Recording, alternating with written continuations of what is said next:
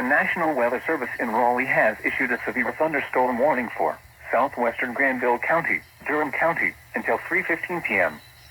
At 2:35 p.m., a severe thunderstorm was located over Durham, moving east at 15 miles per hour. Hazard, 60 miles per hour wind gusts. Source, radar indicated. Impact, expect damage to roof, siding, and trees. Locations impacted include Durham, Creedmoor, Butner, Stem, Lake Michie, Lake Butner, Gorman, Bahama, Bethesda, and Rowling View Marina. For your protection, move to an interior room on the lowest floor of a building. Repeating, a severe thunderstorm warning has been issued until 3:15 p.m. for the following counties in North Carolina: Durham and Granville,